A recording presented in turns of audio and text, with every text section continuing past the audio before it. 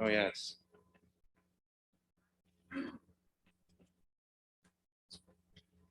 It's definitely not. Sure.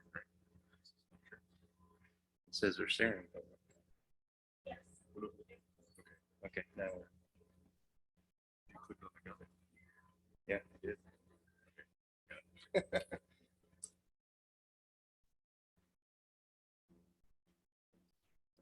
Still there.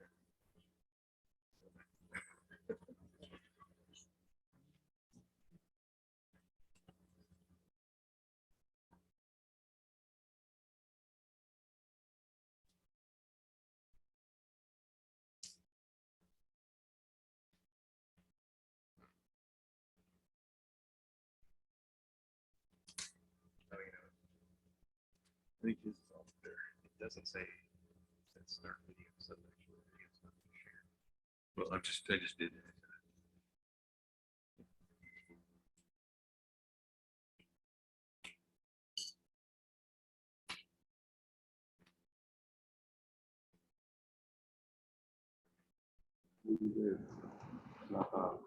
Well, he did.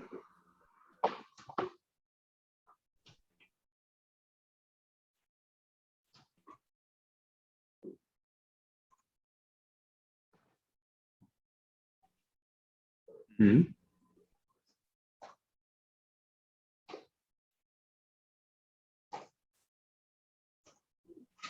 You need to share it. Yes. Human. Oh, no, that's actually our picture. It's the screen is sharing. We don't need to share it. Yeah, no. Can you check the video on which it's Mhm. it's on? No, it's still showing. Okay, all right, perfect.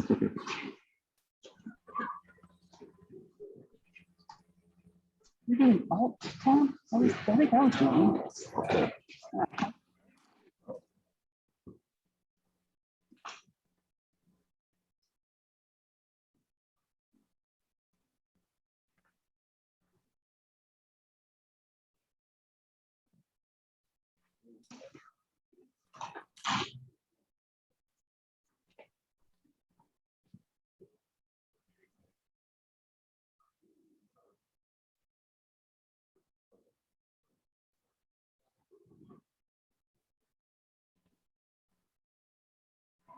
Give everybody that one more minute.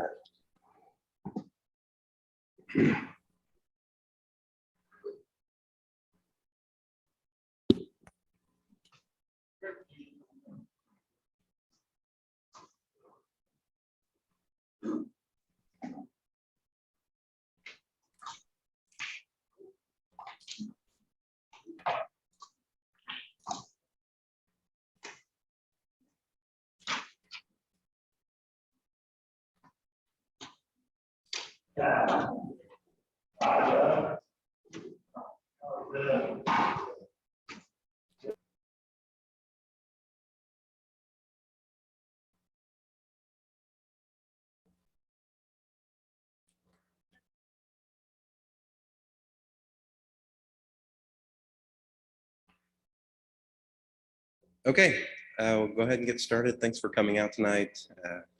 I know that many of you live around the corridor and you've got a lot of questions because there's actually a lot of activity going on K-68 right now. So we hope to answer a lot of your questions and concerns tonight. My name is Ryan Robinson. I'm with the PMC. It's the program managing consultant that's assisting KDOT managing their new 10-year Eisenhower Legacy Transportation Program, better known as IKE. And tonight we are going to be talking about, most specifically, what we call the 04 project, the 4-lane expressway expansion of K-68 between 169 and 69.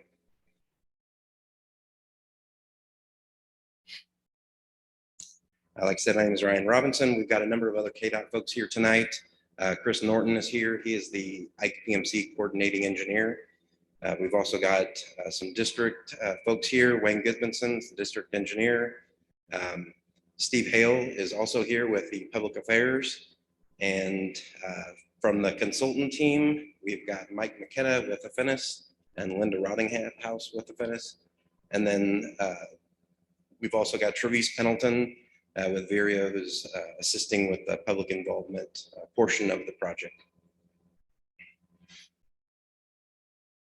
So a little bit of housekeeping. So tonight what we're going to do, we'll step first through the history of the projects that have happened and are currently happening, and then the design for what we've really come to talk about, the 04 project.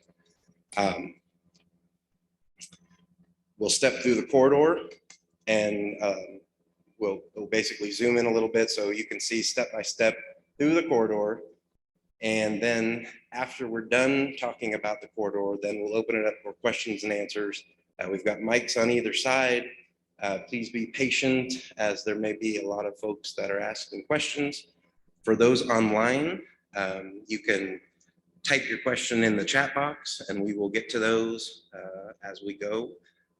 We may do a question or two from the audience and then step through some of the questions from the chat. So we will make sure to answer all the questions or direct you to the correct person to talk to about your question or concern.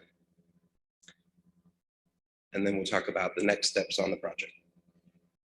For those of you at home watching virtually, we ask that you keep your computer on mute. Feel free to display your video and show your face. And then if we get to the question and answer portion, if you want to ask that question, you can go ahead and unmute and ask, and we'll answer it that way as well. And I think we will have a record of all the chat. So if you want to do your question in the chat, we'll have a record of that we can always go back to as well. With that, I'll turn it over to Affinis. Thanks, Ryan. My name is Mike McKenna. I'm going to walk you through a little bit of the history of the project. But before I do that, something I forgot in our last little presentation, I want to talk a little bit about the right-of-way that's near and dear to many of your hearts. On the first round of projects with T-Works, and you'll hear that explanation here in a second, if you had permanent right-of-way taken from your property, you should not have any permanent right-of-way taken from your property on this 04 project. You will still potentially have a temporary construction easement or TCE that could be taken from your property. It'll be a smaller piece that'll be used to tie in driveways or ditches or whatever to your property. It'll remain your land and it just makes for continuity. And then once they smooth that out and everything, they'll give it back to you in good condition. On the original project, if you did not have any right-of-way taken from your property between 69 and 169, there's a really good chance that you will have right-of-way that's needed from your property on this project. So that's the, if you got more questions about that, we can talk about that a little deeper. So this project started back in 2009. There was a corridor study done for about 30 miles of K-68, all the way from the state line, involved MoDOT, all the cities, all the politicians, all the way over to Ottawa. And basically, through that process, there was a lot of different improvements that were identified. And some of the improvements were between 69, and 169. And then through advocacy from the local governments as well as the state reps and the politicians, there was a desire that this was the most important piece to improve first. So with that in mind, KDOT went to consult on the T-Works project. So they were looking to identify projects that people wanted to build. And this was really just to confirm and verify that this was really important to the area and wanted to be done. And it came back as, yes, this is a project that wanted to be done. So then in 2012, KDOT along with, it's not up there, KDOT along with the consultant team started the process of surveying, preliminary design of the 4-lane expressway, as well as, and KDOT did not have the money for the entire 4-lane expressway at the time. So they had a pot of money and said, we want to come up with the most safety improvements along this corridor that we can come up with for the interim. So that's how we set out for the traffic study and looking at the property was, how do we come up with the best solution that provides the best safety for both the residents and the traveling public along this corridor. At the same time we were doing that, we were doing the preliminary design, and the purpose of the preliminary design was not to move forward with the 4-lane at the time. It was basically to have a footprint so that as we came up with these improvements, we could try and save as much of those improvements as we could. So putting frontage roads in the right place, you know, the 3/4 of a mile.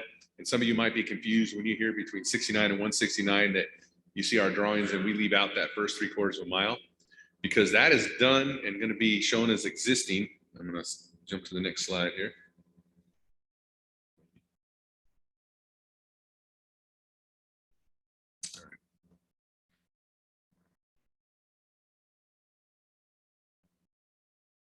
All right, so this slide right here shows, so the 01 project is the one I'm talking about, that is the one where we did the traffic study and the preliminary design. I'm going to skip to the 03 project. That was the one where we were doing the safety studies. The numbering came, it looks confusing because it says 02, but the numbering came after the fact a little bit. The 02 project was taking from the safety study, and it's basically the South Somerset intersection and the frontage road over to the cider mill.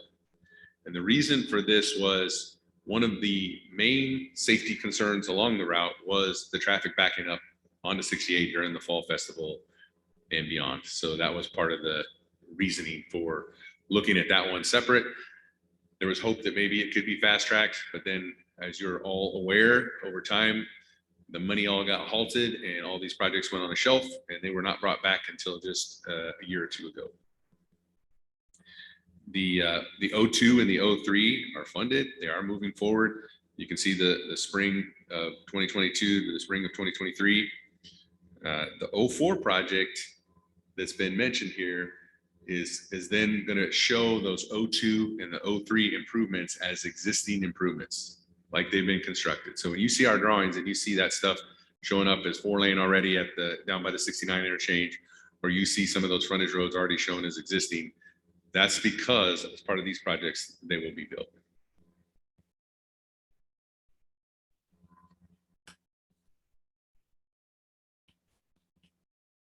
Hi, everyone. My name is Pendleton. I do a lot of community engagement, and I was part of the team. We were doing community engagement for this project in 2012 and 2013. So it's been a while. At that time, we asked different types of questions related to the interim improvements. And one of the things that we ask is what's most important to you in terms of a type of improvement. So what you're seeing on screen are the results of that. And a lot of people, regardless of whether you were in Lewisburg, Paola, just another community inside of Miami County or outside of the county, were really interested in safety improvements. In terms of where those improvements could be, a lot of people were interested in seeing them at the interchange that you're going to take to get into their community, right? So in Lewisburg, you see it at 69, and then, or excuse me, 169, and then Paola, you see it at 69.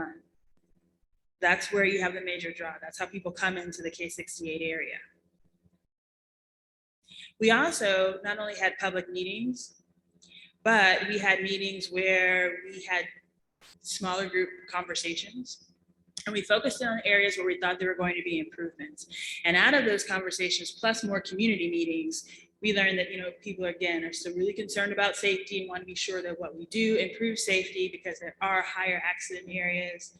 There's the Cider Mill, there's Beaver Creek, New Lancaster. Those were some of the concerns at that time. They're also concerned about impacts. When you talk about a roadway project, people worry about their driveways, they worry about their property, and how is this project going to affect them? So we're hearing those questions and comments, as well as traffic flow overall, how much traffic is running up and down K-68. It's not just cars, it's also trucks when you think about those things. And so people commented about that. And then people were interested in how are you going to turn left and right on K-68 when you're doing this expressway. There were already some issues at that time. When we do a project like this, there's always some key questions that we ask you. And when we talk about the current project, you guys picked up a comment form when you came in today, and it has some questions on it. There's always a space for anything else that you want to share. And I can tell now people are already dropping comments in the chat about questions that they have. This graphic that you're seeing right now, these two, they're showing all the words that people use to communicate all the other things that they were concerned about, in addition to what's the most important type of improvement, where should those improvements be. So looking at all of those words, the ones that appear the largest are the ones that appear the most. Okay, and then the ones that were used less frequently are the smaller ones. Traffic and will, you see that on the far left side. As a team, it's been a while since we had to go and dissect all of the comments. And one of the things that comes up is people were concerned about traffic, but they also asked a lot of questions. When are you going to do this project? When is the funding going to happen? When are you really going to start? How will this impact me? That's a lot of what we heard at that time. But now let's get to the current project. I'm going to pass this back to Linda to walk you through that.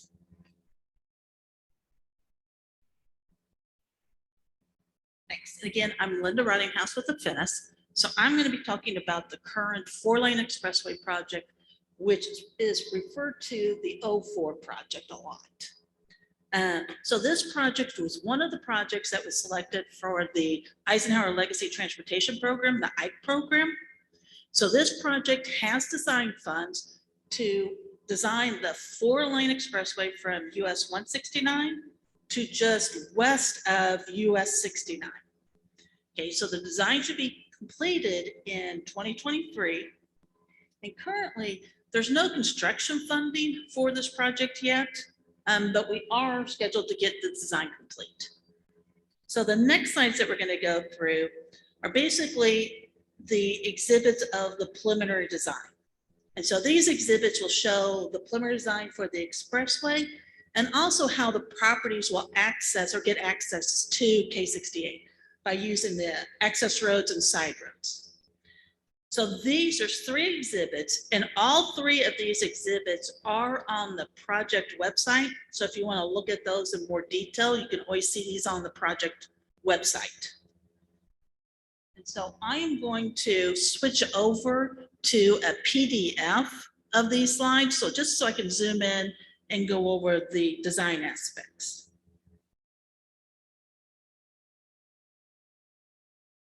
Oh, look, that zoomed right up there. I'm going to use the mouse. Okay, so one of the things I'm going to talk about first is the actual typical section of the expressway. So this the typical section down here in the bottom, this is a rural 4-lane expressway. So you have the eastbound lanes, the westbound lanes, and then you have the grass median. So I will, oops.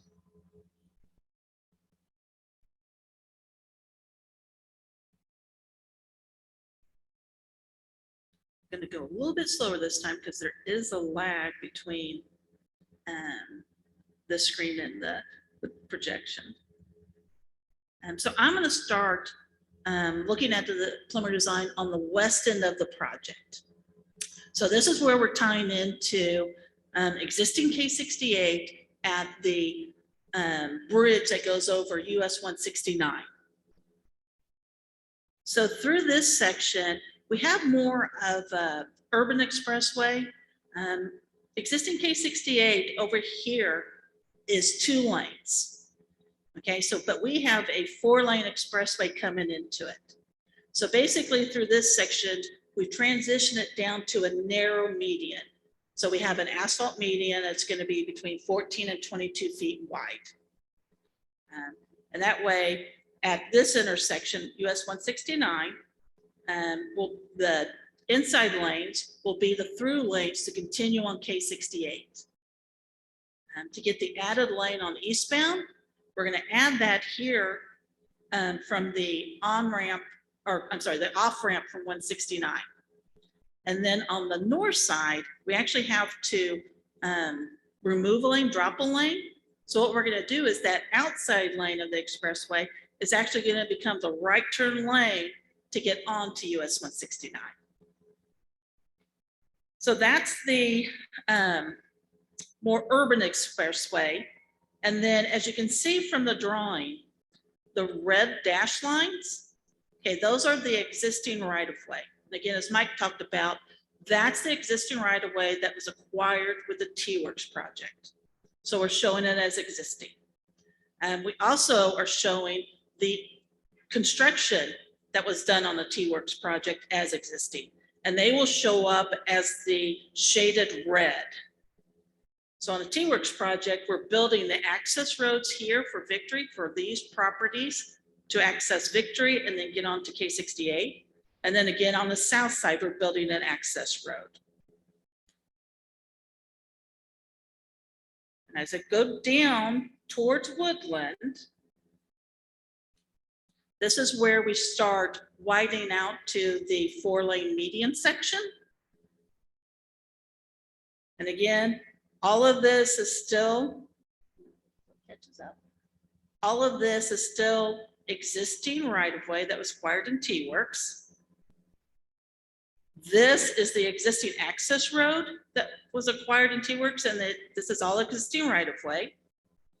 Now Woodland, we are going to have to reconstruct the pavement. So this is shown in that purple. This here, this access road, we are going to have to reconstruct a little bit here at the intersection of Woodland. Okay. If there are questions, I'm going to try to do this brief overview, and then we're going to have time for question and answers. And again, so if you do have questions, you can always type them in and we'll get to them as soon as I get done going over the preliminary design. But again, so we're going to have a little bit of reconstruction, but again, all that's going to be done within the existing right of way that was acquired with T-Works. So once we get past Woodland, this is where, again, where we widen out the expressway. For this section, existing K-68 will now become eastbound through lanes. And the widening is going to be constructed on the north side. So this will be the westbound through lanes. We have, this is Block Road. So at Block, we've realigned Block a little bit to the east. And then we've also are constructing these access roads here on the south side for all the property owners on the south side to gain access to Block and then to K-68. Then we also have the access road here on the north side for these property owners to gain access to Block and then K-68.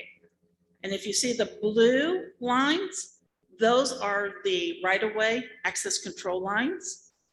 The pink lines are your basically normal right-of-way.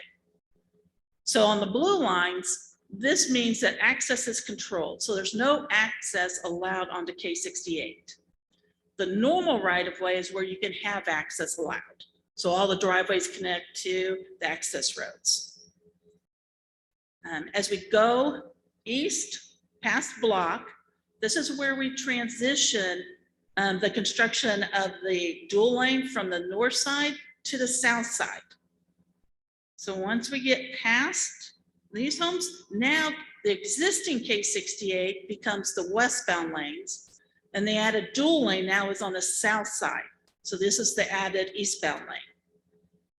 So this section runs all the way past Somerset or past New Lancaster. So this construction will always be on the south side. I think I'm going to be getting to the end of this exhibit, so I will switch over to the next exhibit.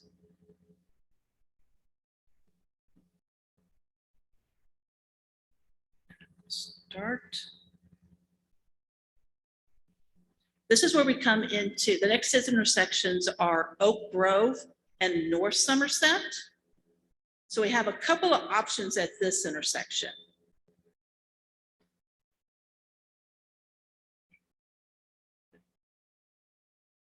Okay, so Oak Grove is right down here. This is existing Oak Grove. So our first option is basically to realign Oak Grove and line it up with North Somerset. And then our second option, or Oak Grove really doesn't have a whole lot of traffic on it. So our other option is basically to close the access to K-68 on Oak Grove. So the existing Oak Grove from K-68, just to almost that property line down here, that will be removed. You can still, these properties can still have access to Oak Grove, so they can get to their properties, but they won't have access to K-68. They'll have to get that from Somerset to the east and then Woodland to the west. So those are the two options at Oak Grove.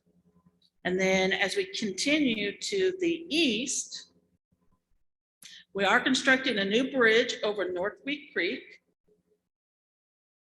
right here for the eastbound lanes. The westbound are still going to use the existing bridge. We are going to do some modifications to that bridge just to bring it up to standards. And then as we continue east, we come to the Somerset South, and then the side road and access road that goes to the cider mill. So again, Somerset, existing Somerset to the south, we're going to reconstruct it some just to connect to the expressway. We do have an access road, which is a little hard to see here, but we do have an access road here that's in purple that's going to connect these properties to Somerset so they can get access to K-68. Here along the added side road, now you'll see that this side road is shaded red. So this side road, I'm sorry, this access road. So this side road here and this access road are being constructed with the T-Works project. And the right of way, all this right of way you'll see is red. So that's all being acquired with the T-Works project. And we will have to reconstruct the side road just a little bit, again, to tie into that existing, or I'm sorry, to the expressway. But this access road will not be impacted by the expressway construction. Then our next intersection is down that Beaver Creek. And here again, Beaver Creek is going to be reconstructed to tie into the expressway. We have entrances here on the north side to be access to the properties. On the south side, again, we have a new access road that's going to be constructed for all these properties to have access to K-68. And then as we continue down east, we get to New Lancaster. Oh, that's on the next, sorry, that's on the next PDF. This.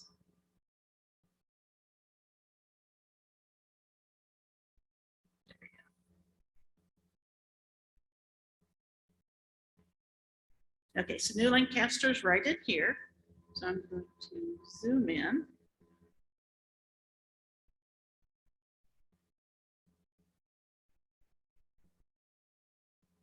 It's a little slow. But at New Lancaster, again, we're going to reconstruct New Lancaster. So I'll tie into the expressway.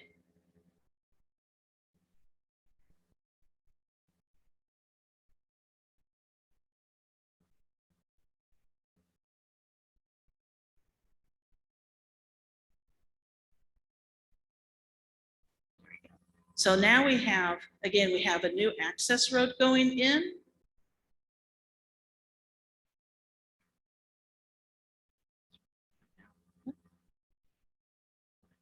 My mouse is not working. I think I'm running into wires.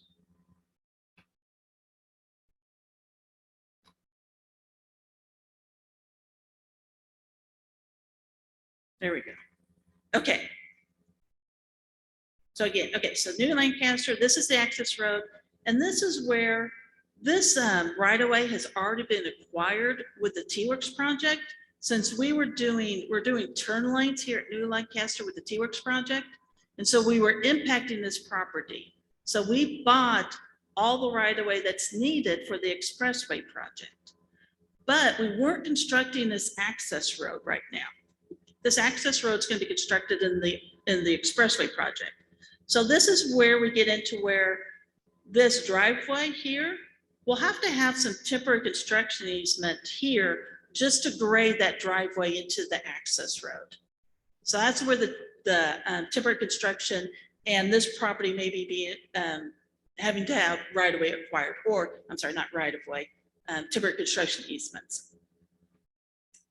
So once we go east past New Lancaster, this is where we start shifting the pavement from constructing on the north side to it more being even. So now the existing K-68 is going right down the middle of the median. With this one, these access roads here on the north side and then also on the south side have already been constructed with the T-Works project. So all this right of ways in red, these properties will always have access to the access road during construction. And then when we get down to the Spring Valley and Flint intersection,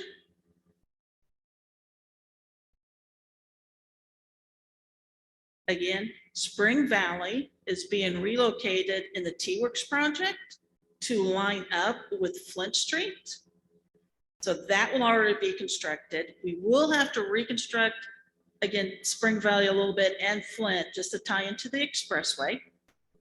Again, this blue line is all new right-of-way that will have to be acquired. The red is all existing. And then when we go a little bit further, here's existing Spring Valley. This is where we're going to tie in to all the work that's been constructed on the T-Works project. So that gives you a little bit, and I'll explain down here too a little bit. This is all shaded red. So this expressway, 4-lane expressway, is being constructed with the T-Works project, and it goes all the way to US 69. So this will all be done with the T-Works project. So now I'm going to go back to the presentation. And then if you have any questions, again, if you're on the Zoom meeting, go ahead and type your questions in the chat or raise your hand and they'll unmute, give you the opportunity to unmute your mute button so you can ask the question in person. For people here, you can definitely come up to the mics if you want. Yeah, I live at 19125 K-68 highway at Block on the south side right there. We moved down here, we had one highway in front of us. Now you're putting highways on every side of my property. How is that going to not devalue my property?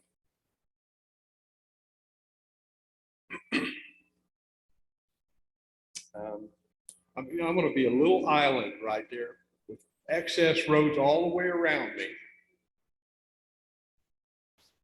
Yes, Plus, they're going to take part of the frontage up there off, which is going to take out my sewer system for my shop. When this all started, I asked at the meeting about that, and they said, oh, the county will work with you. You can move that. Well, I went and had a perk test done and everything. And the county came out and says, no, we can't approve that. So what do I do about that? well, that I'm not sure about. I mean, pull it up on the screen, you'll see my property Here, yeah, because you're at Block Road, right, on the west side of Block Road. on the Yeah. south side, southwest corner. Yeah, the southwest corner, yeah. So I'm going to, let's see. I don't know if this will zoom in quite enough. Plus your excess road is right over the top Why of my does this water do line. this?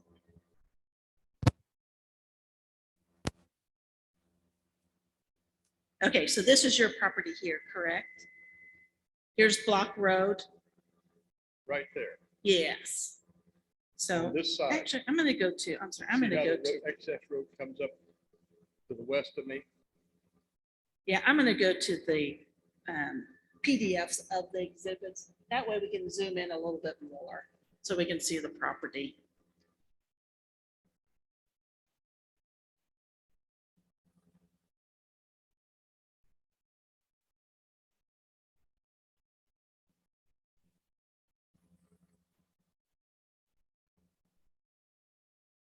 Again, here's your property in here, correct?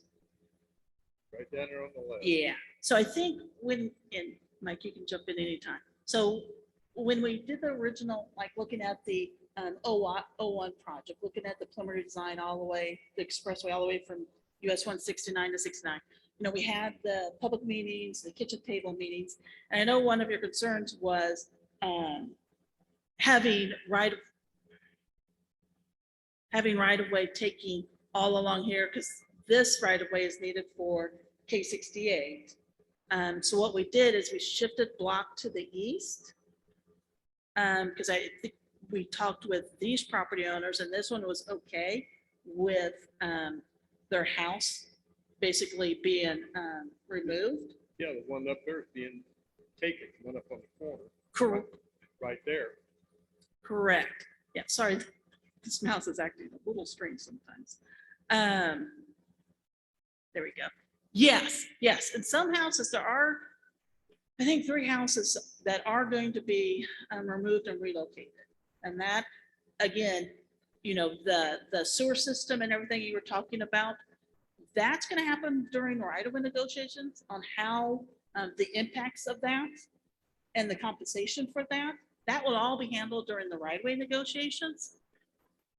And I will say, we do have a person from right-of-way here tonight, or 2 people from right-of-way here tonight, that if you would like to meet with them, we definitely can, you can meet with them tonight. But what, I mean, the first plan they had, it was gonna go right, your, it was gonna take out my big shop up there.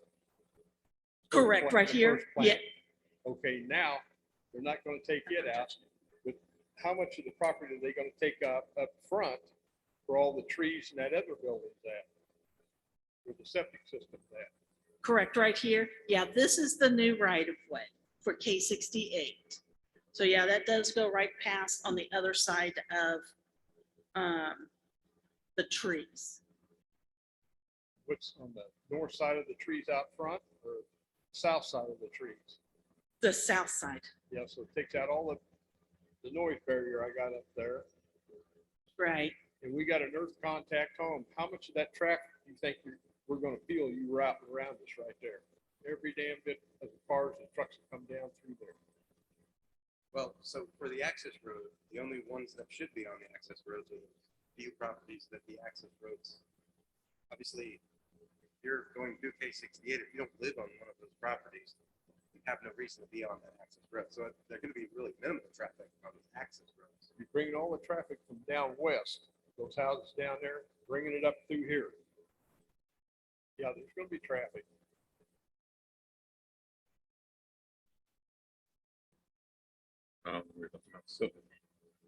So I would start out by saying, we looked at a lot of different options and a lot of different solutions to how to minimize the impacts to properties as went through. And obviously you have more impacts than most, no doubt, if you look at it.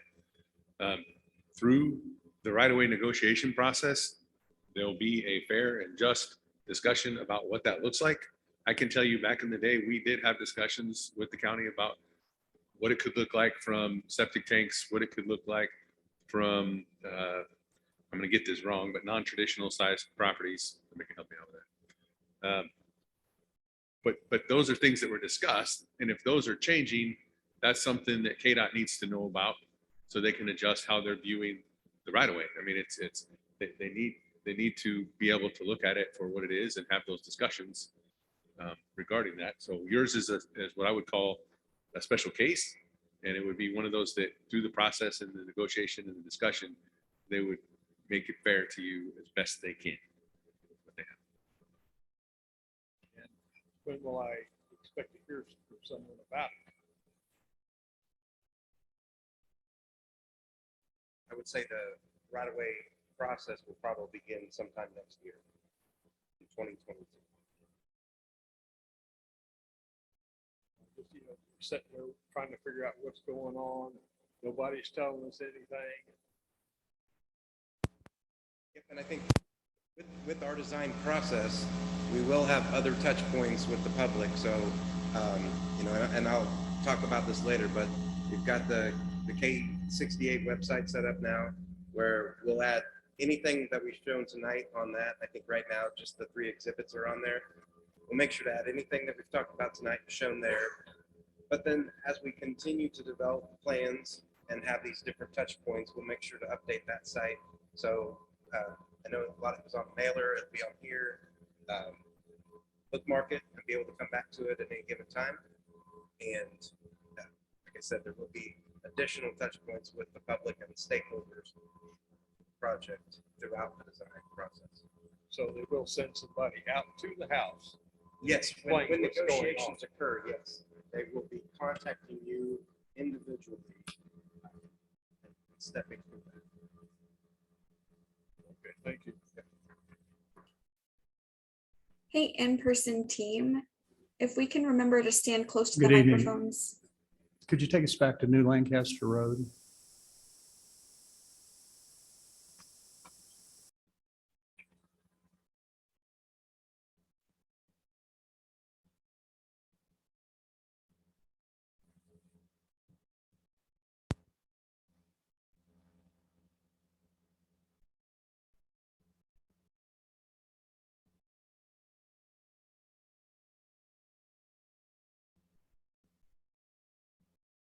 These aerials make these files really big and really slow.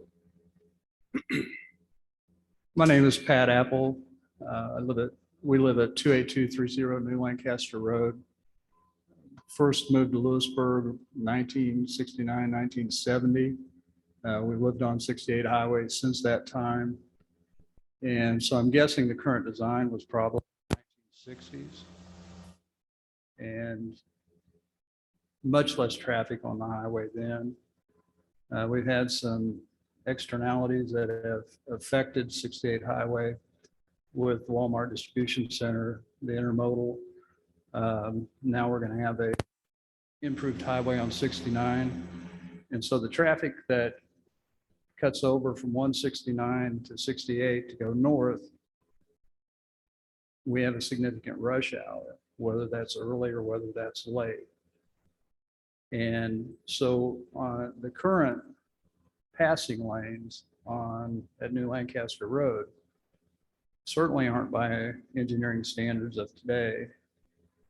And when you're sitting out there on 68 Highway trying to turn south, then it seems like the traffic almost speeds up when they go around you. And it creates a dangerous situation that if you have a semi that stays at speed and then pops over, and if the person right behind them is not paying attention, then you're going to have a bad incident. When I turned south on 68 on New Lancaster Road one day, an intermodal truck sideswiped a pickup truck right behind me. And the other thing that you're at a disadvantage is that on a normal turn lane, you're head to head, so you can kind of see around the car that's trying to turn the opposite direction. Well, the way it is now, you're offset. And so then sometimes people don't know if it's a passing lane or if it's a turn lane. It looks more like a turn lane. And so some people, if they're not familiar with the area, they'll stack up. But then if you're familiar with the area, then you're going to stay at speed and go around. And it's just setting up for a terrible accident someday. So if there's some, one, has there ever been an engineering study of the current configuration of New Lancaster are there any safety improvements that are going to be made before the 4-lane goes in?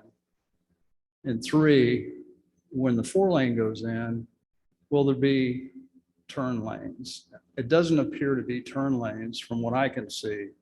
And so if we just have 1 or 2 cars that can stack up, then we really need to pay attention to those roads that can take you to 247th or 223rd or take you 4 miles south. So many of these roads, they go a mile, then they quit, or they just don't have much traffic. But as the area continues to grow, we're going to see much more traffic on those collector streets, trying to avoid other things. So we would greatly appreciate, well, we appreciate you guys being here, but we would greatly appreciate that if we could keep those turn lanes and maybe some remediation now or soon, and then make sure we have safety, when the 4-lane goes in. So I'd be interested in your thoughts if you have any. So I will tell you, we did do the traffic study back in 2012. It did not meet the need for turn lane. It met the need for tapers. So in the current T-Works projects, the ones that are going to be built, there will be tapers there. But then going forward, I don't believe. Oh, it's on the, sorry, there is no taper on the original one. There'll be tapers on the Expressway project. The way that's looked at is you have so much traffic on basically every intersection, right? So KDOT has to have a cutoff or a threshold because they're looking at every intersection statewide. So you look at the statewide average, see which ones are above it, and then go accordingly to try and spend the money as judiciously. Comments like this are helpful, though. I mean, we can definitely go back and have a conversation, look at it, and see if there's anything else that could be added or done to it. So we appreciate the comment. And I would agree that if you look at a daily traffic count for that intersection, you probably think it's okay. Mhm. But unless you're there at 6 to 7 to 8 o'clock in the morning or at night, and the same aggressive driving that you have in Johnson County, it's on 68 highway now. Yeah. So anyway, if you do that, we really appreciate it. Thank you. Thank you for your question. Thank Oh, wait. So, Ed,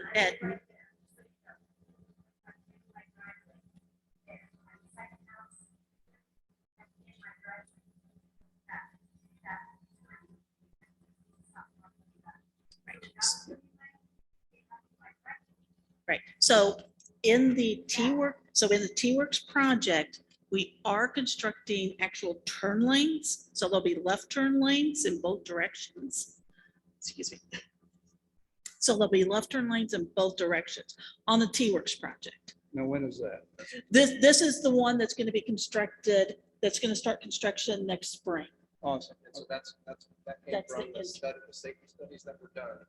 What's the biggest bang for the money we have for those in the interim condition before there's a full 4-lane expressway? Which Right. makes some sense. Once the 4-lane is in place, then tapers. Right. Because it doesn't act like the bypass lanes anymore. It's got 2 full lanes through. If you're at Prospect and 152 Highway in Missouri, they're taking out that crossover there because of the increased traffic.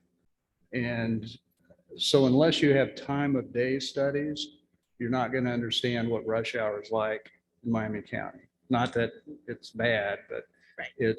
can be dangerous. Correct, yep, we'll take a look at the tapers too in the Expressway project. We'll Okay. relook at those. Great, thank you. If Mr. Driscoll, Yeah, are you staying with this intersection? or you I'm moving? going back to Block Road. Do you mind if I? Jump right in. Oh, I've been here cool. all Thank day. you, sir. I wanted to piggyback on what Pat was saying here a little bit. So it is a very peak rush area right there. I'm just north of 68 at that same intersection.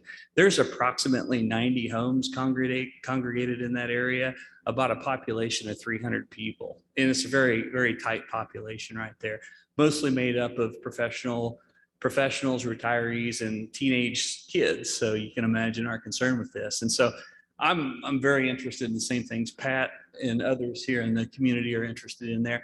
I'm curious to, with all that routing of 300 people, not all driving at the same time, but you should be there in the morning. It's entertaining. And all the redirected Spring Valley Road traffic, there's going to be a stack up, and I can't speak for coming from the south like Pat, but coming from the north, there's going to be a tremendous stack up there between 7 a.m. and 8 in the morning, you know, the school hours and the rest.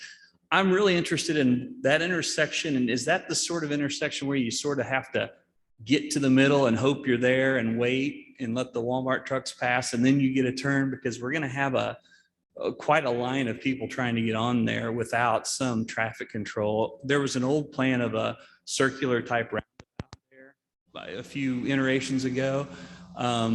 Is there going to be a stoplight there? Because it's going to be quite a show if there's not some flow. So you're talking about southbound traffic Correct. coming up to K-68, Correct. wanting to make a left. so you gotta Correct. cross both To go into directions. town, school, 69, the normal. So I just see a stack up there, and really kind of a real risk getting out there in the middle, first of all, and then getting out into the flow of traffic without some other controls. So be interested in that. Oh, So the way it's set up, it has the 60-foot median width in that area. So the idea is to basically double stage, right? So you cross the one direction of traffic, pull up, wait, cross the other direction of traffic. With 60 feet, you know, you could stack 2 to 3 cars, but with its truck, obviously, then it's going to be more, most likely. So from the number standpoint, today, it would justify. That was 2012. Well, we have relooked at the number currently as well. We have new numbers. We've looked at those numbers. When we do traffic studies, though, they do have the traffic study for existing. So when we do the traffic studies, they do existing traffic, and then they forecast the traffic 30 years, 20 years in the future. So they increase based on the standard growth rates in the region. So they have 2040 traffic counts that they base this design off of.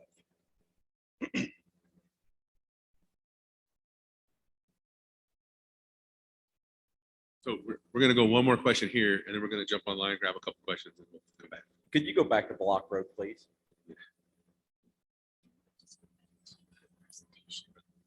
Yeah. My name is Mark Driscoll. My wife and I live right at 27855 Block Road, right at the corner there on the north side, where it looks like the road's going right through the middle of our barn. And I was just curious. Yeah, there you go. There. And so you're at Block Road? Yeah, we're right there on the corner. Okay. So we on can the, zoom in just a northeast little side. bit on.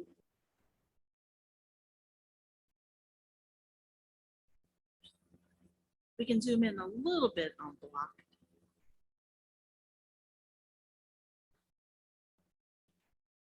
Okay, I have to wait there's a little bit of lag time, so I need to wait for the computer to. I guess my understanding is there's no funding for this project currently, correct? The 04? No construction fund. No, okay, so no money. You know, we've kind of been held captive by you guys for the last 10 years because at one time we were going to sell a property. I said, well, is the 68 expansion going to go through? And our best guess was, well, we don't really know. And there's realtors in this room that'll tell you have to disclose that stuff.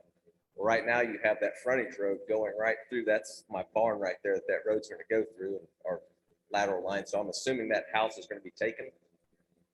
It splits the property right in half, so I can't have pasture on the north side. Yes, on the north side of that corner. So how do we not get held captive for another 10 years? Because who knows when the funding's going to be available. Well, okay, right. And so I understand the right of way people are, but I mean, you know, our plans were quite honestly to sell here in 2 or 3 years. Well, it doesn't look like we're gonna have anything to sell. Nobody's going to buy it when there's a highway, and that they're not going to buy anything. So is that house going to be taken? And if so, when can we expect somebody to get with us? Because I'm not going to wait another 10 years like we've waited the past 10 years to be held captive by something that may or may not ever come to fruition. So, and I appreciate you guys doing this. I do understand, you know, we need to change the safety there. So I'm not degrading the project. It's just we need to have a little more clear, concise answers so that we can make plans. Yep, so I'll answer a couple things with that. Like I mentioned earlier, the right-of-way process will begin next year. So that means that once we have right-of-way plans and those are approved, then KDOT right-of-way can start negotiation, they can start appraisals on the properties that they would take portions of or all of, and then they would get into negotiations with each property owner. And those would go through the process with the sense that this project will be built as soon as it's done construction. So right-of-way will occur starting next year. Can you tell me if that property is going to be completely taken? Show me. It's the one with the road going right through the barn. Gotcha. I believe it is. Yep. All right, that's what I appreciate your time. And then my second thing to that is, so in July of 2021, Secretary Julie Lorenz announced the first package of projects that are being put into the construction pipeline. Most of those projects were like passing lane projects and for the Ike program. Most were passing lanes, some shoulder projects, and they all had 2023 letting dates. So fiscal year 2023 letting dates. So most likely like spring of 23. We would assume that after the next legislative session in 2022, July of 2022, they would announce the next set of projects that they're going to pull into the construction pipeline based on their letting date. This could be one of those that next year by this time has funding officially set to it. I can't promise that, we don't know, but we're hopeful that that's what does happen. And so by that point, then we would know we have funding earmarked directly for this project, right-of-ways in the process of being acquired. And we know that when design gets completed at the end of 2023, that spring of 24, this project would would start construction. So we won't really know anything for sure for another year. We won't know officially yet until they announce that next round. So we're kind of like we were the last 10 years. We really don't know any more than we did before. we came here. Other than they would start that negotiation and those right-of-ways. If your house is getting taken, that will be part of the negotiations and the purchase of your property and home. So you would know at that point, regardless, that KDOT is committed to having everything in place if the project does get picked for construction. Yep, yeah, we're gonna go chat real quick here. I'm at the last dog in that frontage road. It's gonna take my house. So my question is, when would the funding be given to me? Because I have to build a new house back further. So it's all about the construction. And then it comes through, construction. If they do negotiations with you as a landowner, they would then, you would be settled before the project would ever be complete. Like a year. 18 months, 2 Bill, years. can you go through the process of, from the beginning of negotiations? I mean, I guess it all depends on how things work together, but we would want the property cleared as soon as possible to know that the project's not going to be delayed because of that. So when they start that process, it could be a quick process or it could be a painfully long process based on negotiations. I just wonder the timing. Yep. It won't be after construction starts or things like that. They have to get everything taken care of prior to that. Okay, we're gonna go to chat real quick.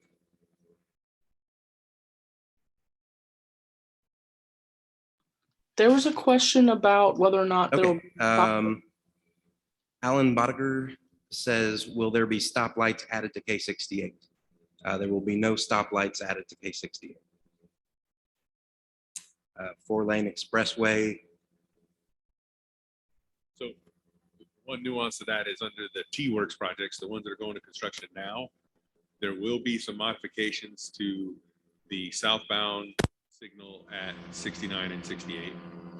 And then on the northbound intersection, there'll be a temporary signal put in that will be removed, but it's being put in there temporarily for detours for getting people through during construction.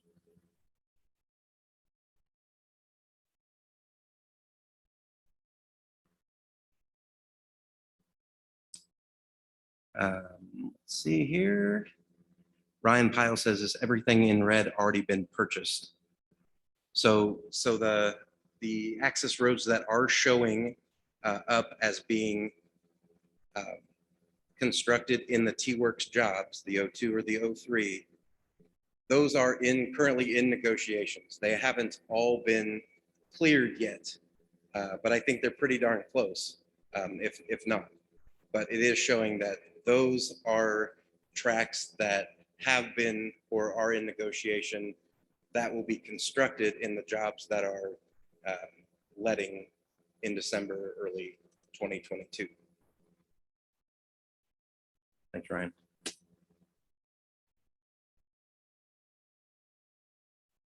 Please repeat the woman's question. The woman that was in the back that maybe stated that the woman that was in the back, I think the issue was with the bypass lanes that sometimes folks end up in your yard.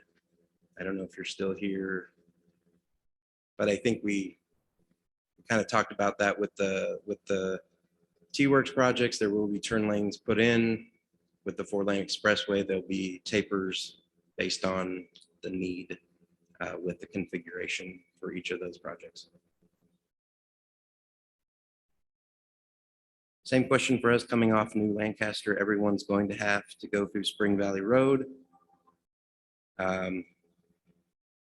This one, I'm not sure what the question was, but maybe it was based on the number of folks that might be using it at any given time.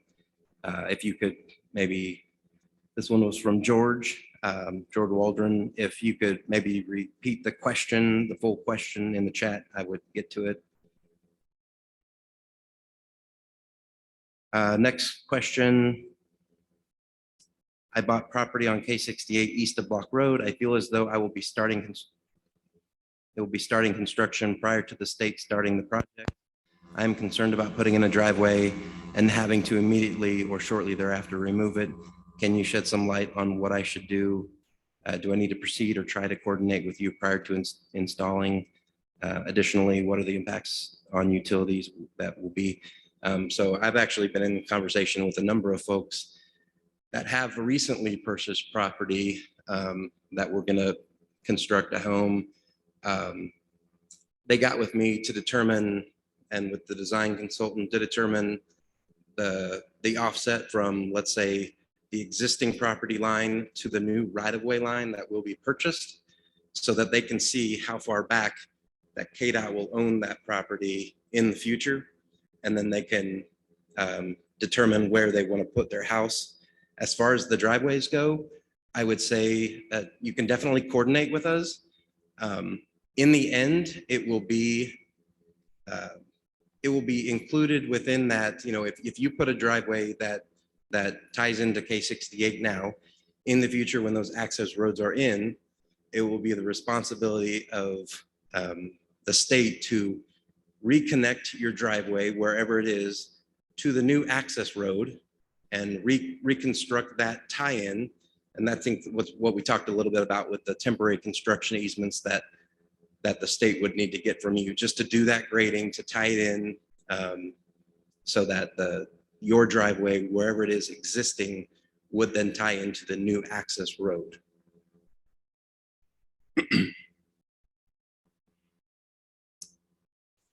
Okay, I think we're up to date, and if George gets back with that full question, we can take that too, but we'll go to the next question here. George got back to me on that question.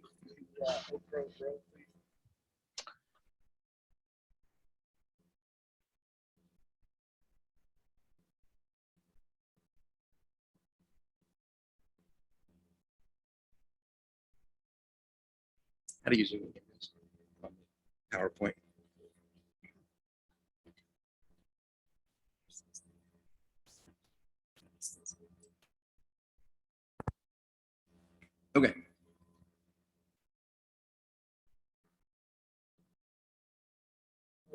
So on the south side of the road, we own half of the property down that road.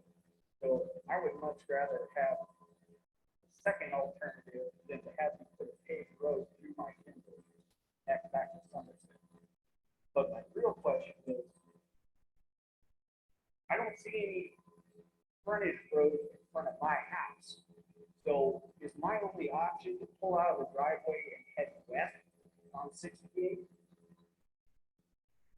You're on the north side? My house is on the north side. Right. We own property on both sides. Yeah, you would either go west or east to come down and go around back up to that property.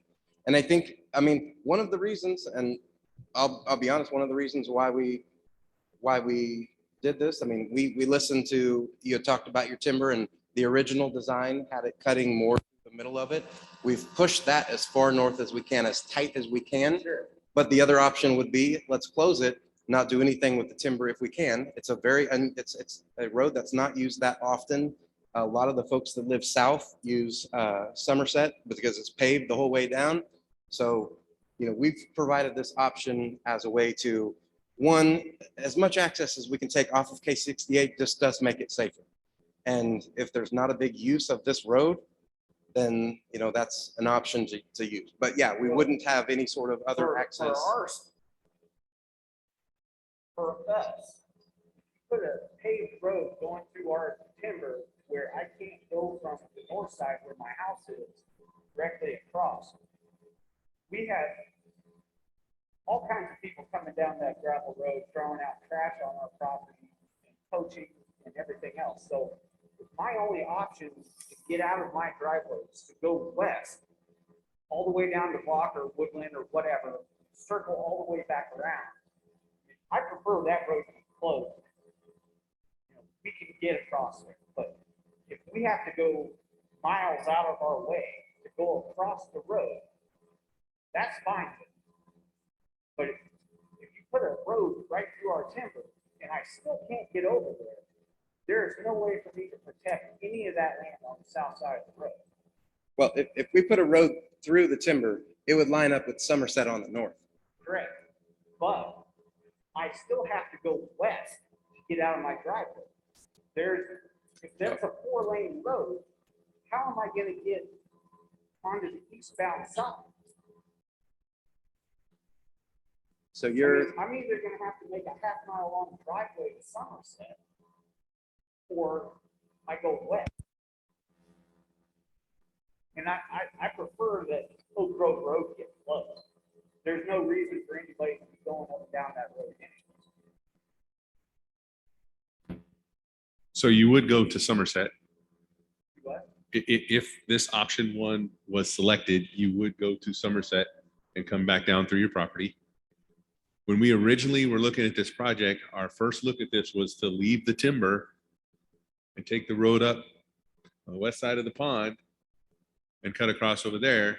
And the discussion was brought, and I'm not 100% sure, in 2012, you were the landowner, there was someone before you, but the decision was this side or this side. And so, I mean, that's where we were at the time. Right. And so, Well, I'm just curious, because like I say, if this becomes a 4-lane road and there's a median, I mean, how am I going to find my driveway to go east? I can't. So I'll either have to make a driveway from the farm all the way to Somerset, or I'll just have to deal with going west. part of the safety improvements is eliminating the driveways and putting them on frontage roads. So yes, you would have to go over to Somerset and come across at the median break. The driveway from your property to the north part of Somerset. Okay.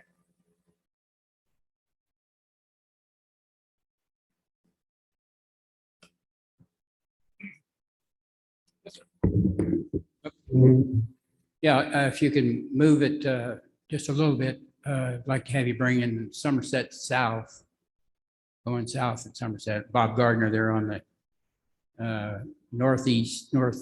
or southwest corner of the intersection. Yep. Okay, you look like we've got the only lake or large pond that you're gonna, I guess, do away with. And my concern is the elevation of that property.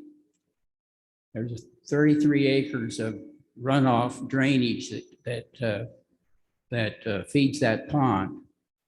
And 2/3 of that comes from across the road from the ranch, from the east side, and goes underneath the road there about where your red line is, about where the T, between the E and the T, and feeds that lake. Is there any way that you can make that turn or the access road going to the west, to the two properties west of us, closer to 68 highway and snug in there in that little triangle area of land, and leave me some room where I can rebuild a pond, or will the state build a pond to replace that? I've got an underground water for my livestock. It comes out the west side of that pond bank. Okay, so your question is, can this access road be pushed further north, closer to K-68 to allow a little bit more room for the pond to be redeveloped a little further south than it is? Right. So I think, and correct me if I'm wrong, but KDOT's access management policy has certain distances that they require, 300 feet, that they require for the first side road off of an expressway like that. So this is why, as you see all these access roads, they're in similar locations on every issue, on every intersection, to allow for that policy, where they don't want people coming off of K-68 and immediately needing to turn, because that just causes more safety issues at the highway. So that's why you see through the corridor, all of the access roads are right about the same location, south or north of K-68 on the side roads. Do you have the right to take that source of water? Well, I think ultimately KDOT and everyone understands the issue that you're facing. But they also have the need to provide access to all of the property owners along the corridor in the safest way that they can. And obviously this would be something that that they would try to compensate for when they negotiate this, because they do know that you're out water for your livestock or other things for that matter. Have you looked at going south about 4 properties and building the access road to those 2 properties to the west of us that would not involve anybody's pond or anybody's house?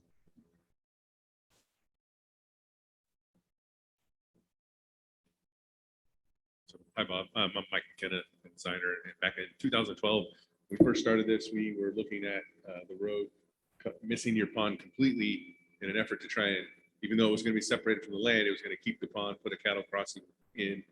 I remember, didn't like it, so we said, okay, let's go back to the drawing board. So we moved Somerset over and lined it up with the cider mill driveway. Your neighbor to the east did not like that. It was cutting through his property. And over time and lots of discussions, we ended up Somerset right back where it was.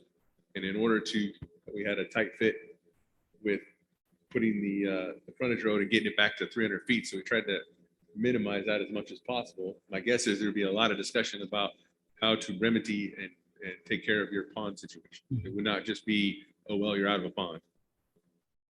Well, the difficulty is if you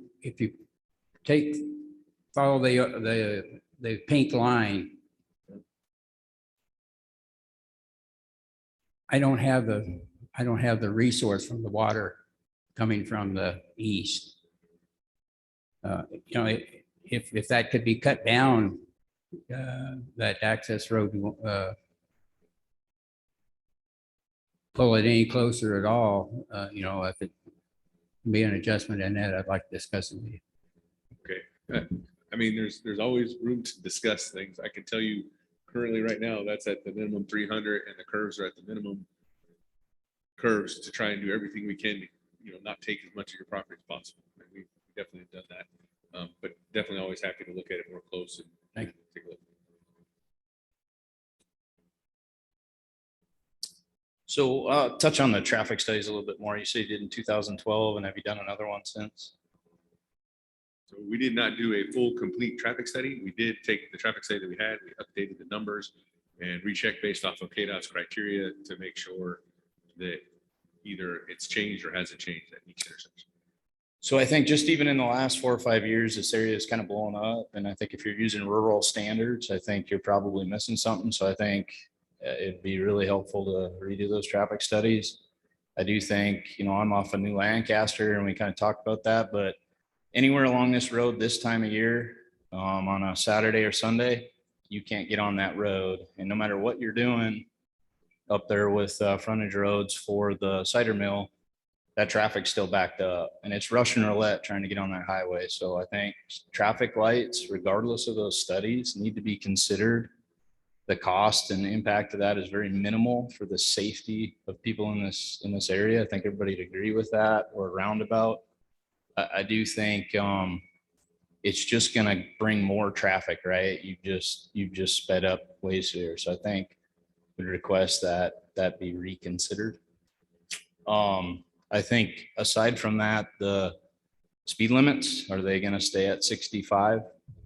Is that the intent? Yeah, still 65. No intent to increase the speed limits. Okay. And then traffic patterns, has that been looked at during the construction phasing of this, like how people are going to get out of this area and back to Lewisburg and the other direction? Yeah. So the T-Works projects that are going to be let soon, those traffic patterns are all laid out and we have information for those. On the 04, this project, we are in the process right now of having a very basic generic traffic phasing where, and Linda talked about how the road shifts one direction for about half the project and then shifts the other way for the other half. So basically we're going to have crossovers at that location. We're going to build the new lanes. And then once we get those built, we'll cross everybody back over on the new lanes and come back. So we're trying to, minimize as much as possible. And that makes sense. I thought I heard you say that after New Lancaster, we were in the middle. So the current road is in the middle, in the median. Oh, so what I'm talking about there is the makeup of the highway is you've got 2 lanes, you got a 60-foot median. Yep. And then you got 2 more lanes. Yep. Right. So when you're coming from the side over here and the traffic's coming at you this way, for people online, I'm saying if it's going westbound, let's say, and you're heading southbound, you would cross the westbound lanes looking for that traffic and find your gap. And then when you got to the median, you got 60 feet to work with to pull up to that next. That I understand. Sorry, I'm talking about during construction. I heard that the new roads are going to straddle the current road. Is that an accurate statement? Gotcha. Past New Lancaster? Yeah, Yeah, so that's going to be a little more challenging, obviously, from a logistics. So I think when that plan is put into place, if that could be posted or another discussion here would be really helpful because that's a pretty busy. But I do think just the traffic lights should be considered. I can't stress that enough. The safety of these people. There's accidents on that road, and it is Russian roulette in the morning trying to get on that highway. And there's no other way to get to 69. So. Thank you for your comment. Is there any streets that are going to access the 68 without frontage road? Street. Is there any streets that are going to access without a frontage road or driveways? Right. Which one are you talking? Driveways or streets? Well, I live on Beaver Creek Road. Yeah. Am I going to be able to get on the highway directly, or do I have to take a frontage road? No, Beaver Creek will connect in with K-68. Okay, thank you. Beaver Creek will connect in with K-68 just for the people online. I don't live on this section of 68, but I drive it almost every day. And one of the questions that I asked several years ago, talking about safety issues, and not doing any traffic control at these intersections, I brought it up then. Without any traffic control at these intersections, the same thing happened on 169 Spring Hill without traffic control, people get killed. And same thing, 68 and Old Kansas City Road, until the roundabout was put in, we're using a four-way stop, people got hit and got killed. If you're not going to control these intersections, especially in Lancaster, especially Block Road, especially Somerset, and even Woodland, you're going to have deadly accidents. And I said that several years ago and got laughed at. I asked about it, and I asked them what they were going to do when these accidents happen. And the answer then was an overpass. And then I asked, how many does it take before you decide to do something on the intersections?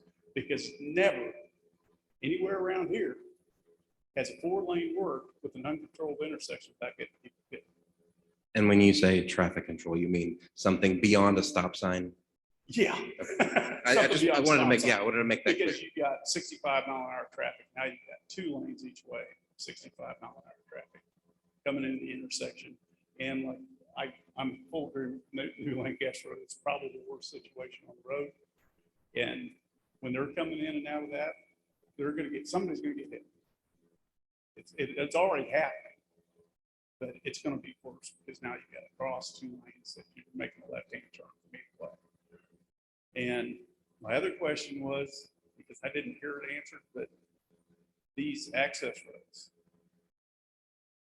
what is the surface going to be on these access roads and how wide? Sure. Asphalt, they will not be gravel. Asphalt surfacing for all of the access roads, and they will be 24 feet wide, correct? 2 12-foot lanes. So they'll 20, be 28, under, they'll 28, be underneath sorry. street standards, and they will Yes. be 28 feet wide. Yes, sir. And that's accepted by the county. Yeah, I just want to know in case I built something. well, ultimately, KDOT definitely didn't want them to be gravel because it becomes a maintenance issue. So asphalt, paving. Yeah, I know it. I think it should be. They built a house on an asphalt highway. In my case, I've been here since before the highway was built. But I strongly urge something be done on these intersections, rather it be roundabouts, lights, something. And if you're gonna build roundabouts, don't build the one like on Old Kansas City Road. Don't build one like the one on Old Kansas City Road. You need to make it right, and especially when you rebuild them and you still don't make it right.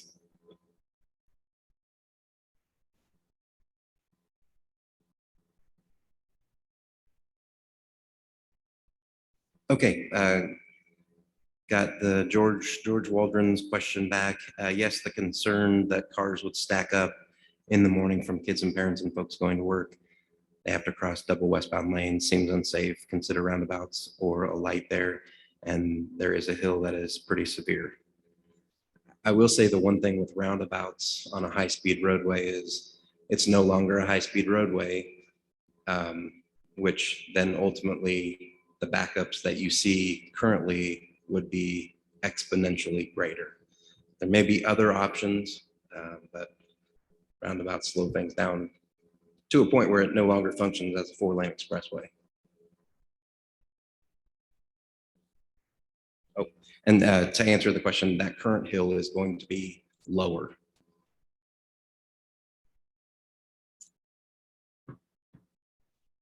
Okay. Well, again, thank you for being here and trying to help bring us up to speed on some of this stuff. A couple of things. First, I echo what Butch said. Building all these frontage roads is a waste of money and effort to get everybody to an entry point if the entry point is still a hazard point. And especially, again, these guys that live at New Lancaster, when you have no control for people to get onto that road, and they literally have to cross 2 lanes of traffic to enter onto another 2 lanes of traffic, it just doesn't make any sense to me. And it just doesn't make any sense to have all these frontage roads to bring everybody to a single point to enter the highway when there's no control to get on and off of the highway. So I really hope that you reconsider that design. Another comment is I don't quite understand why we're putting this frontage road down from the cider mill to get on the highway. And we're aligning over here on Flint. We're aligning that roadway, but we're not aligning Somerset with the entryway from the cider mill. So you still have two separate points of access to the highway that's a quarter mile apart from Somerset and the cider mill. What I can tell you is that went way higher than any of our pay grade in this room for a discussion, because we originally had it lined up both different directions, and this is where we ended up. Well, I think I have an idea of what went on there, and I think it's unfair to the rest of us that are giving up property and having property taken from us. But that's probably a conversation for another pay grade. Last question is probably the simplest one. I'm between Block and Oak Grove on the south side. And I guess I'm just a little confused in trying to identify this map. What side does the new 2 lanes come on in that stretch of roadway? So I'm west of here. Oh, sorry. Block, I'm between Block and Oak Grove.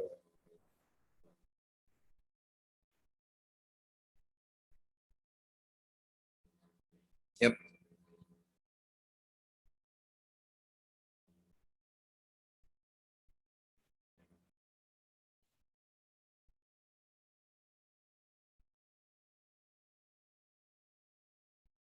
I'm right over here about where that 68 marker is. That's my place right there. Sorry. And I'm just curious because I can't tell from the map. Yeah, I was trying to.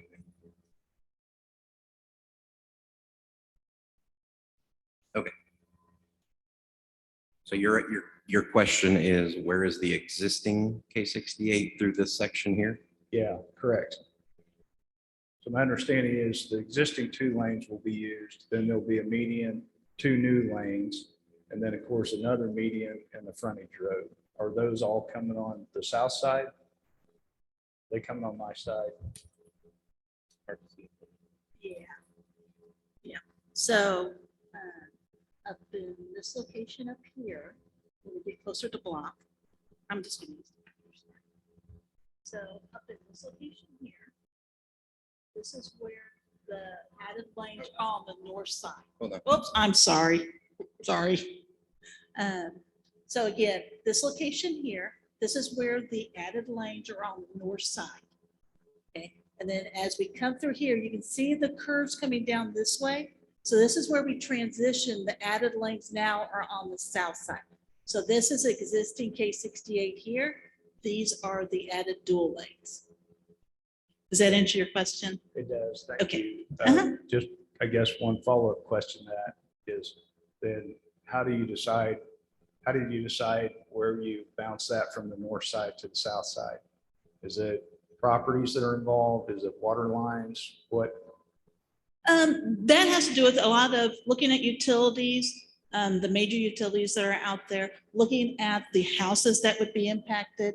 If you see, there's a lot of houses here, there's houses here. So it's just trying to split those. I know there's a house here. We can't not miss everything. So there is a house here that's going to be taken, but it's just splitting those. And then as you go down here, there's the major power lines that are on this side. There's the water tower that's on this side. So it's just trying to balancing those acts between utilities, properties, houses. Okay, thank you. I failed to say it earlier. I do appreciate you guys taking the time to come out. This is an important topic clearly for all of us. And I also want to say I can understand the pressure you guys are probably feeling from people like Walmart who want to keep the hammer down all the way to 69 highway. So I do want to just really reinforce what you're hearing here tonight. And please go on notice you're hearing what we're concerned about with these uncontrolled intersections. And we're going to be watching very closely how the state responds to that. So thanks again for that. Real quick question on the big picture.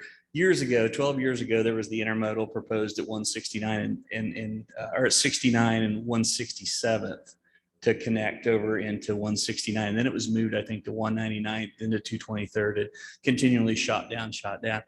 Is this the surrogate for this? Is this the sort of the replacement for connecting the two major thoroughfares? Or is there another plan for some thoroughfare that connects 69, 68, or sorry, 169, 69, and perhaps even 49? Because that was some of the original discussion. Is this kind of what we're left with as the dust settles, or is there still a plan for some beltway?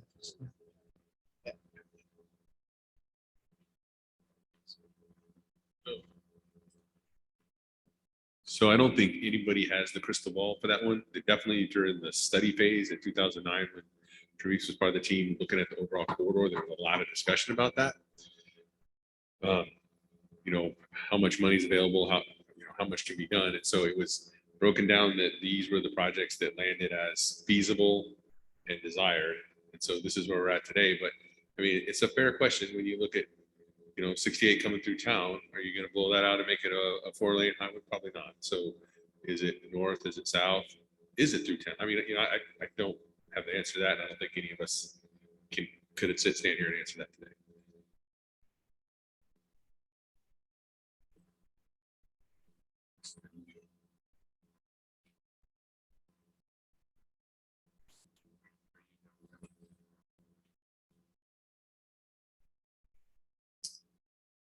Yeah, okay. K-68 is maintained by the state for snow removal and typically well managed.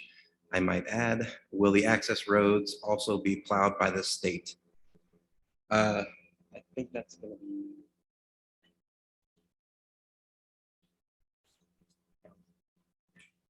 So I think there would be an agreement with the county to do the access roads there.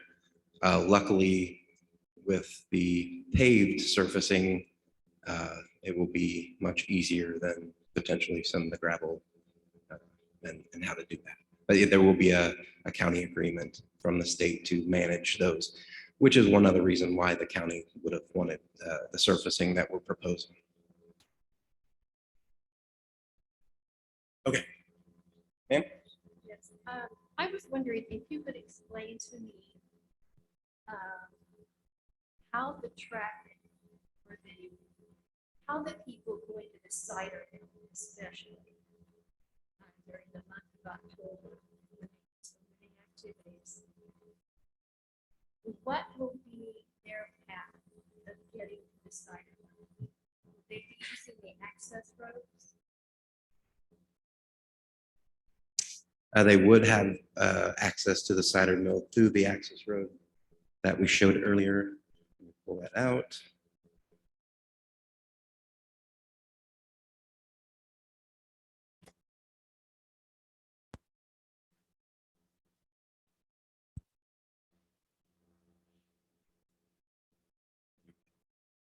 Okay.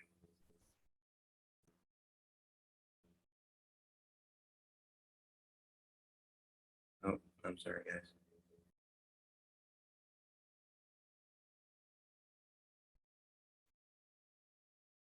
Okay. Yep, so currently we're showing access road that's being constructed in the O2 project here.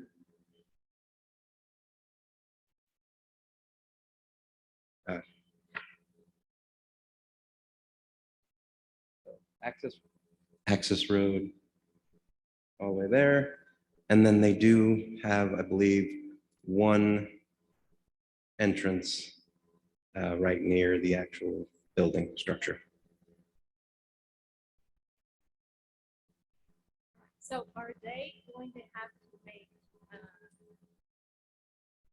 if they are going east, are they going to have to cross and then wait in the center? Wait in the center between the Yes, if they're coming from the east.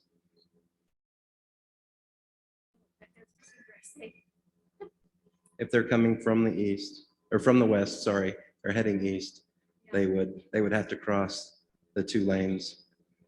Oh, if they're coming out, then yes, they would have to cross the 2 lanes of westbound traffic and then turn left. I don't believe there's access here to turn left. Sorry? Have you guys seen that traffic on those dates? That's never gonna.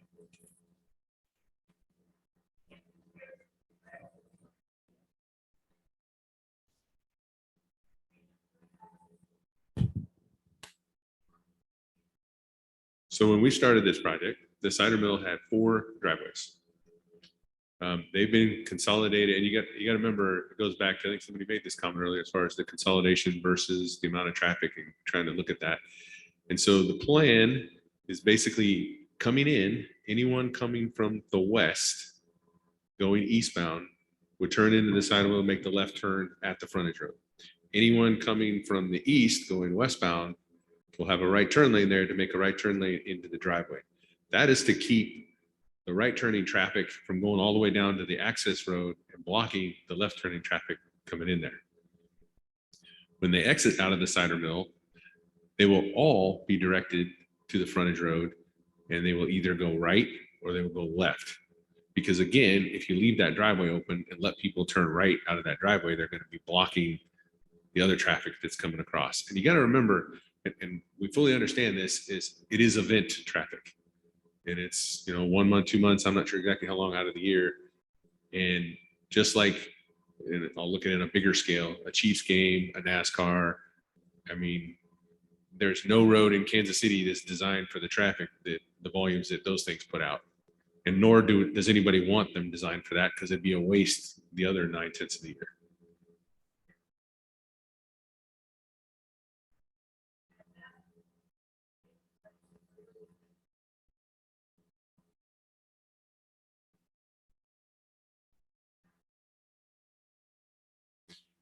So 2 things that will happen is, one, it will be 2 lanes. The second thing that will happen is there is I think it's 1,000-foot right turn lane that's being added, basically almost all the way back to the intersection of Beaver Creek. Yes, there's an understanding there's a lot of traffic there.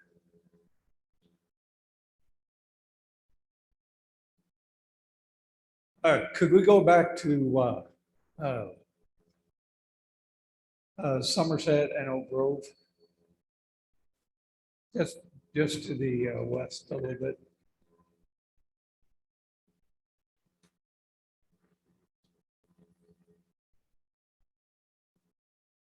Yeah, that's our properties on the north side, the south, both sides of Oak Grove. And I'm curious, I didn't see, if I want to take my wheel tractor to either one of those southern pieces of ground, and my tractor's up at the house on the north side of the road, how do I get my tractor and implements down to the ground that's on either side of Oak Grove Road now?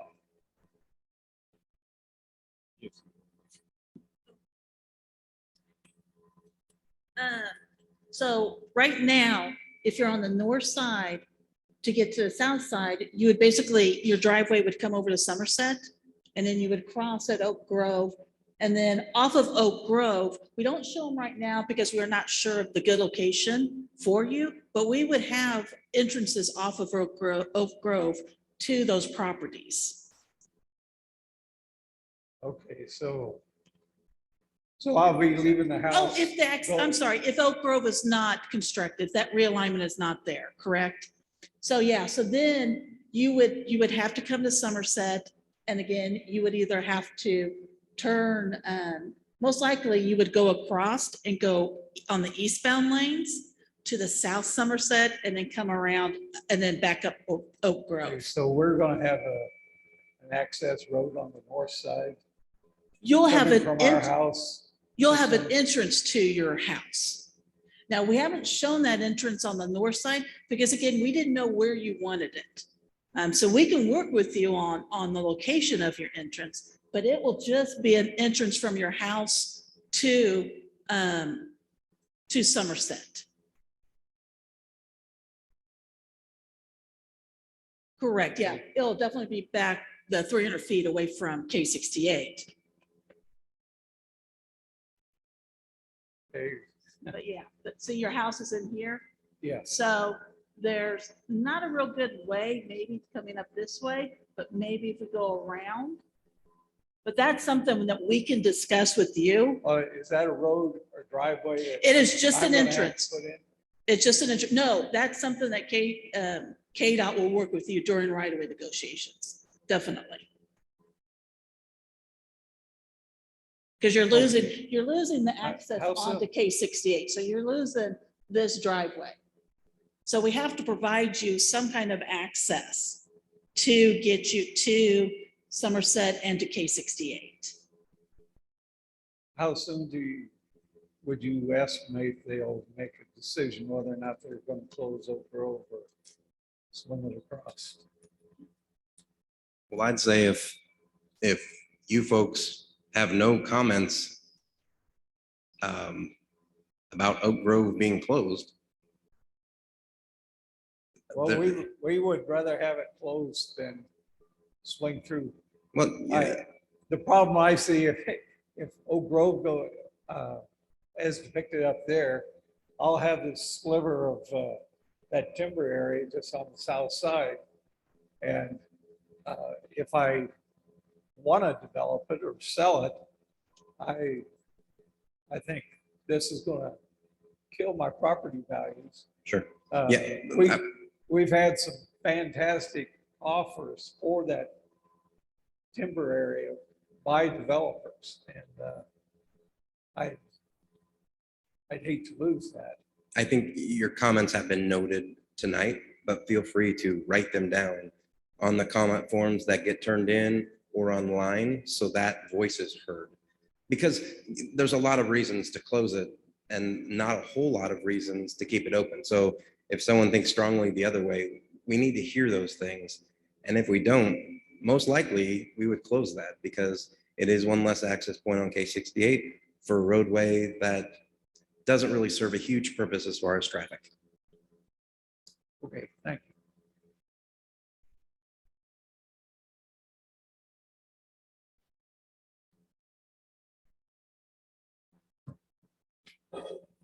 I got one more quick one. I think I missed it earlier. Turning lanes on the 4-lane. Did I hear like at New Lancaster that we would have turning lanes? So there'll be turning lanes in the 03 project, the T-Works project that's happening soon. Okay. And then when the 4-lane expressway is built, those right now are being shown as tapers. So basically it's a certain distance where it tapers out to a full width at the actual entrance. Yeah. So no actual turn No lanes. actual turn lanes. Not a right or a left in either direction then. Correct.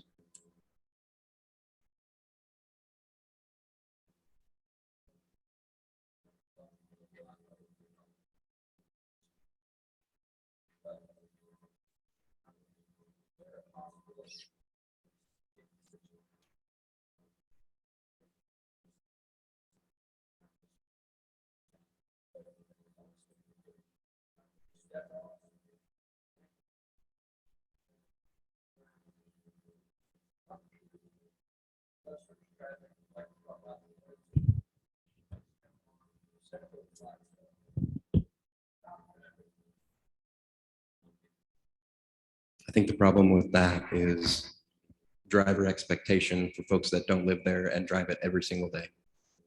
So that does become a safety concern for sure.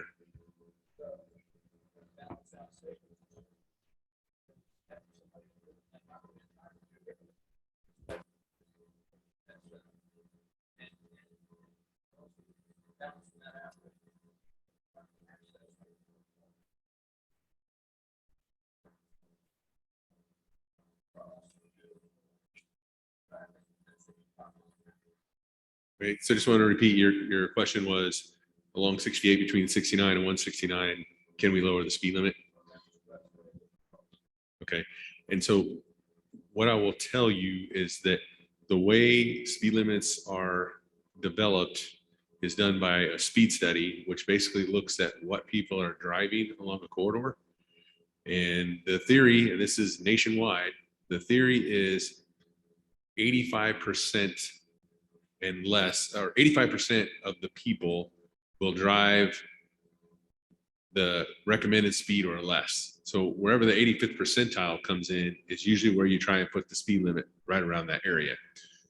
So if this gets built, the speed limits are 65 and everybody views it as, you know, really dangerous and starts slowing down and everybody's driving 55 miles an hour, the speed limit will be lowered. That's the very basic gist of how speed limits are developed. So for safety countermeasures, there's definitely a look at, so, and I don't say this cold or callous because I totally appreciate it, have family just like you guys do. There is a formula that looks at a benefit cost, and there is a value for a property only accident, there's a value for a injury accident, and there's a value for fatalities. Obviously one's way higher than the other.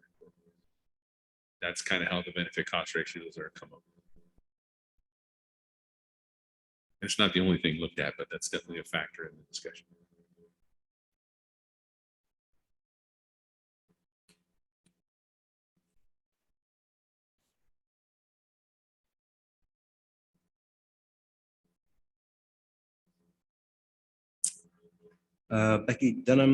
Durham says, so those turn lanes you just said would be at New Lancaster, this first phase will continue to be used as passing lanes as long as it's 2 lanes. Well, so we're getting passing lane and bypass lanes and turn lanes confused a little bit. So let me explain a little bit. So a true turn lane would be a true, you get in a separate lane to actually make a left turn or a right turn. A bypass lane is what I think is out in there in some locations where if someone is in the main line lane, let's say eastbound lane, and they want to turn left, there is a bypass lane around them at the intersection where you don't have to stop behind them and wait for them to turn. So that's a bypass lane. And then a passing lane is like a true typically 2 mile section where they actually widen out and put an additional lane on each side of the roadway. And they take off the shoulders, and they take off like a 10-foot shoulder, and they'll put a 6-foot shoulder on. And there's, for 2 miles, there are 2 additional lanes that you can use to pass a slower moving vehicle. A semi gets over, you pass them. 2 miles down the road, it transitions back to your 2-lane section. So in the 03 project, there will be true turning lanes where you can get over and make a left or right hand turn. Not a bypass lane. Those would not be used to go around a vehicle. They will be truly offset from that. 03, 02 and 03 are letting in December, start construction in spring of 22.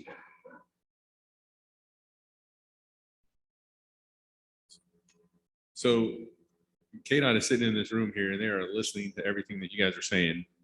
And they've obviously heard a lot of discussion about the turn lanes. And so we are going to leave here very much with a genuine effort of looking at the turn lanes at different locations. The one thing that we want to point out to you is that there's a trade-off between, you know, we got space because we got a 60-foot median. You can add a turn lane in there, but there's a trade-off with the people coming from the side street are now going to have a narrower area because that turn lane is also going to be part of the cross section that they're going to cross. So we're going to have to balance the look at that.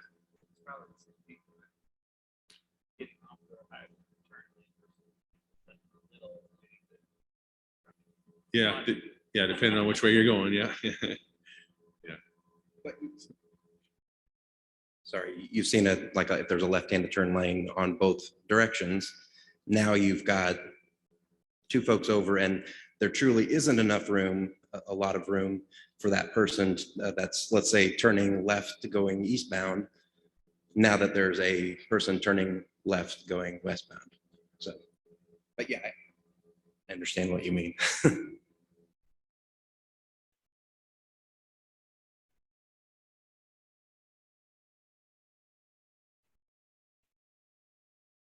Any other questions or comments?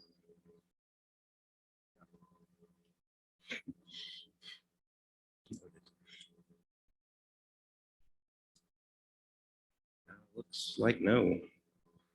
Okay, so a couple things. Everyone has comment sheets that they received today. You're more than welcome to fill those out and drop those off with us. You're more than welcome to fill those out at home when you've got time to think about what you'd want to put down and mail those in. And then you also have the ability to get online and make your comments online. Again, get on that website. We will update it with additional information that we've shared tonight and bookmark it so you can go back as we update things. We will continue to update the corridor as design progresses and keep the public involved so we can have more conversation like this and keep moving this project and the corridor forward.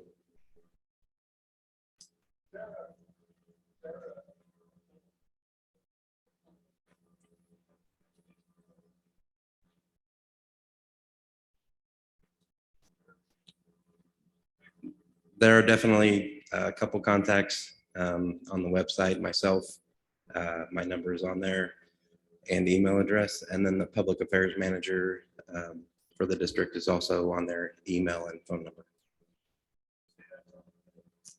On the website, I think on the mailer that you got, but definitely on the website. What was that? And the info sheet, yeah, that you received.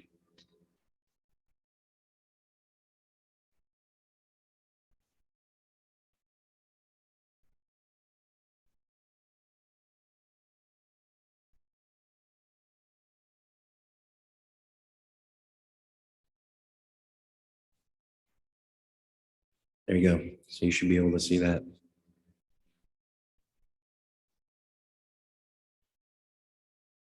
That is my office number, which is hooked to my laptop.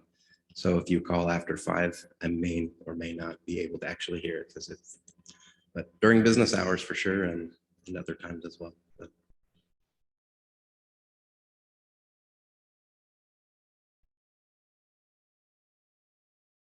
oh, maybe we have one more.